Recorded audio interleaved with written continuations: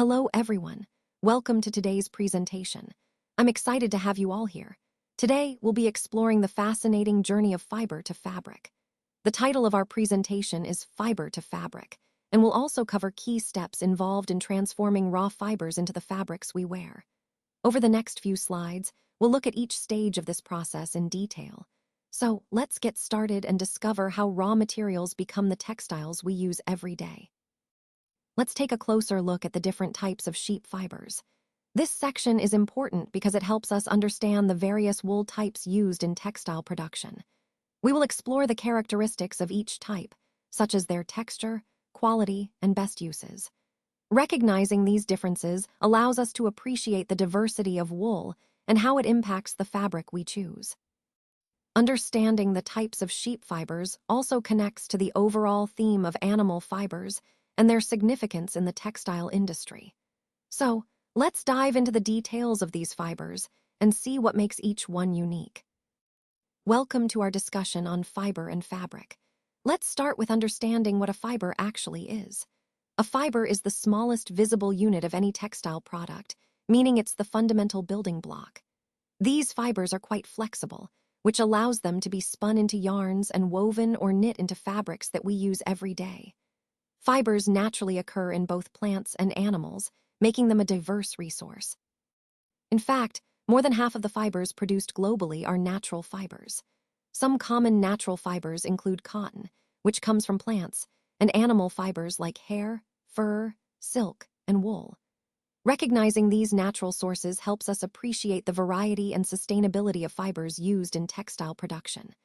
This understanding sets the foundation for exploring how fabrics are made and how their properties are influenced by the fibers they contain. A fabric is essentially a material created through various processes, such as weaving, knitting, spreading, crocheting, or bonding. These methods all serve to turn raw fibers into a usable material. The key point here is that fabric is the foundational material used in making many products, especially garments.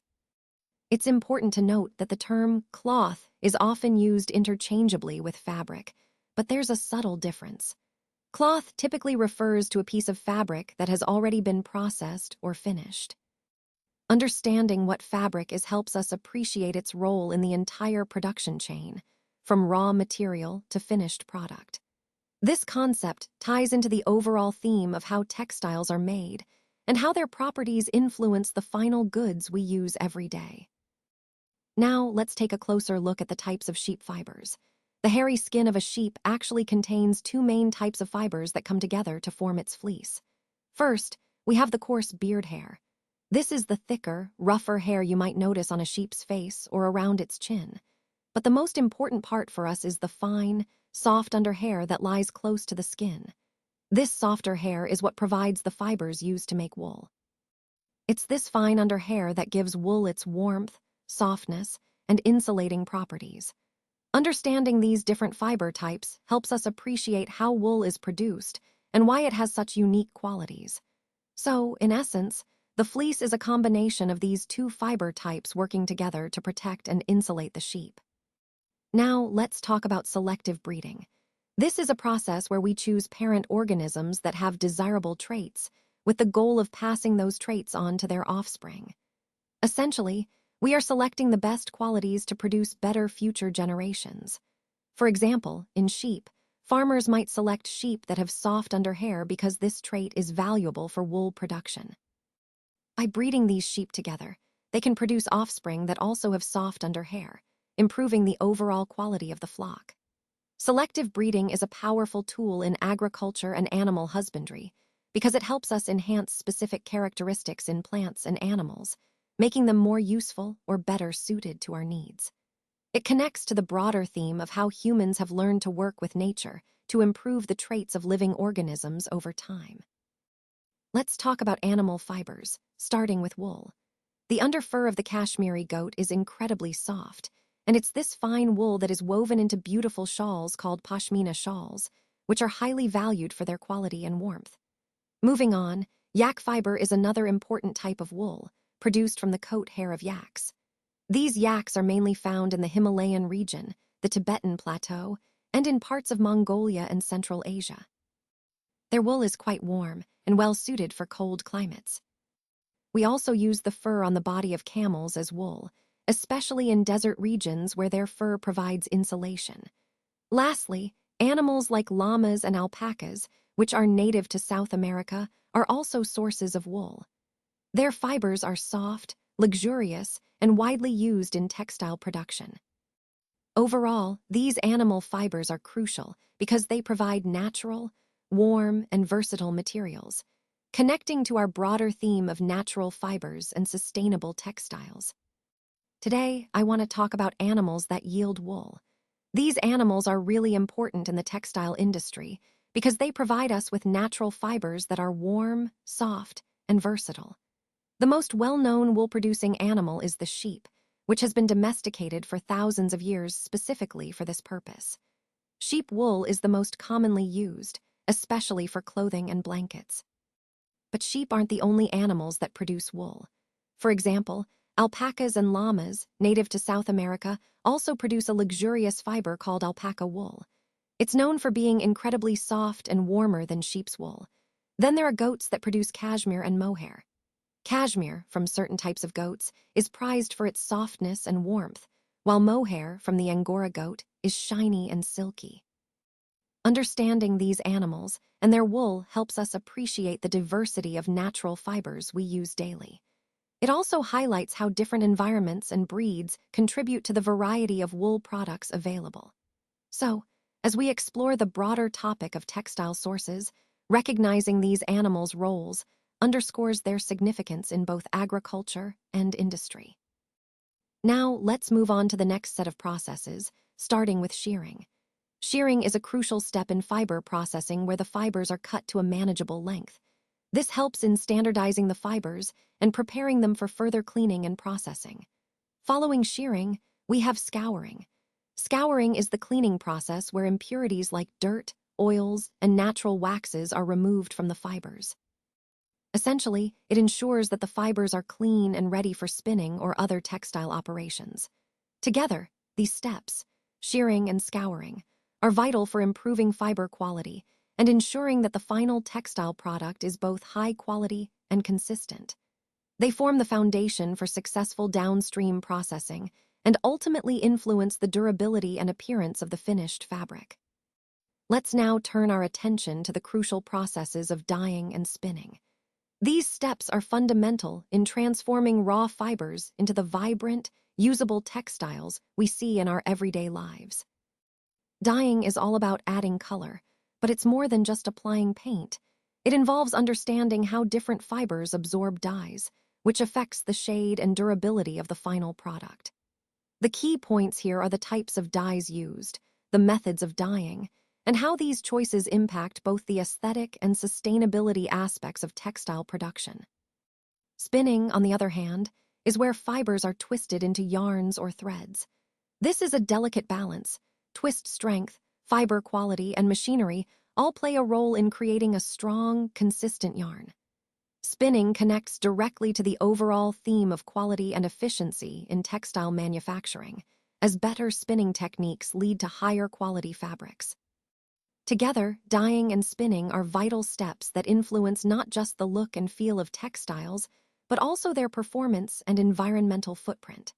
They serve as a bridge between raw materials and finished products, embodying both craftsmanship and innovation in the textile industry. Now, let's take a closer look at the life history of the silk moth. The silk moth's life cycle is quite fascinating and plays a crucial role in silk production. It begins with the egg stage, where female moths lay hundreds of tiny eggs. These eggs hatch into caterpillars, which are the larval stage of the moth. During this caterpillar phase, the silkworm feeds voraciously on mulberry leaves, growing rapidly and shedding its skin several times. Once it reaches its full size, the caterpillar spins a cocoon around itself using a liquid silk that hardens into a protective shell. This cocoon stage is critical because it's where the silk fiber is produced. Inside the cocoon, the pupa develops, eventually emerging as a mature moth. Understanding this life cycle highlights the importance of each stage in the production of silk and how human intervention, like harvesting the cocoons, is essential in harnessing this natural process for silk manufacturing. This cycle underscores the deep connection between the moth's biology and the traditional silk industry. Now, let's talk about the reeling of silk. This is the process where we take out threads from the cocoon to use as silk. It's called reeling the silk. Essentially, after the silkworm has spun its cocoon, we carefully unwind the silk fibers. These fibers are then spun into silk threads. Once we have these threads, they are woven into beautiful silk cloth by skilled weavers. This process is a crucial part of silk production, connecting the raw material from the cocoon to the finished fabric. It highlights how silk, a natural fiber, is transformed step by step into the luxurious fabric we all know and love. Now, let's explore the variety of silk cloths and what makes them so special. Silk isn't just one simple fabric. It comes in many different types, each with its own unique qualities and uses. For example, you have pure mulberry silk, which is known for its smoothness and high quality, perfect for luxury garments. Then there's tussar silk, which has a more textured feel and a natural gold sheen, often used in traditional attire. Erie silk, also called endi, is softer and more durable, making it great for everyday wear. What's fascinating is how these different silk types reflect regional cultures and techniques, adding to the rich tapestry of silk weaving traditions. The variety allows designers and consumers to choose fabrics that suit their specific needs, whether it's for elegance, comfort, or tradition. This diversity in silk cloths underscores the importance of silk as not just a luxurious fabric, but as a versatile material that embodies cultural expression and craftsmanship. It ties back to the overall theme of how silk has played a crucial role in history, trade, and cultural identity across the world. Let's talk about the different types of silk. First, we have artificial silk, which is man-made. It's produced in factories using specific chemicals to mimic natural silk. On the other hand, natural silk comes directly from nature, specifically from silkworms. Now, to really tell the difference between them, there's a simple test you can do: burning the silk. If it smells like burning hair, then you're dealing with natural silk. But if it smells like burning paper, it's artificial silk. This test helps us identify whether a fabric is real or synthetic, which is important when considering quality and authenticity in silk products. Recognizing these differences connects to our larger theme of understanding the true value and nature of silk. Now, let's talk about some occupational hazards in the wool industry. One of the main risks involves the spread of a bacterium called anthrax, which can be transmitted from the sheep to the sorters. This bacterium is quite dangerous because it can cause a condition known as sorter's disease. Sorter's disease actually gets its name from the tiny feathers of the sheep, which can eject into our noses when we breathe. These feathers contain the bacteria Bacillus anthracis, and when inhaled, they can lead to a serious and potentially fatal blood disease. So, it's really important to understand these risks so that proper safety measures are in place. This highlights the need for protective gear and good hygiene practices in the wool industry, especially when handling sheep or working in environments where exposure is possible. By being aware of these hazards, we can better protect ourselves and ensure a safer working environment for everyone involved. Let's talk about some of the occupational hazards in the silk industry that workers face daily. High noise exposure is a significant concern here. When workers are exposed to loud sounds over time, it can lead to hearing impairment. But it doesn't stop there. It can also cause hypertension, which is high blood pressure, and even disturb sleep patterns, affecting overall health and well-being. Another major issue is breathing problems. The inhalation of cotton and other fabric dust is common in this industry, and over time, this can lead to serious lung diseases and other respiratory conditions. It's a silent risk that can have lasting impacts if not properly managed. Lastly, chemical exposure is also a concern. During processing and dyeing, harmful pesticides and chemicals are used, and workers can be exposed to these substances. This exposure can pose various health risks, emphasizing the need for proper safety measures. These hazards underscore the importance of implementing safety protocols in the silk industry to protect workers' health, which ties back to our overall theme of ensuring safe and sustainable industrial practices. So, to wrap things up, This slide marks the end of our lesson. We've covered a lot of ground today, from the key concepts to practical applications. I want to emphasize that the most important takeaway is understanding how these ideas connect and impact the bigger picture. Remember, the goal was to give you a solid foundation that you can build on moving forward. I hope you found this session engaging and informative. Thank you for your attention, and I look forward to seeing how you'll apply this knowledge in your own work.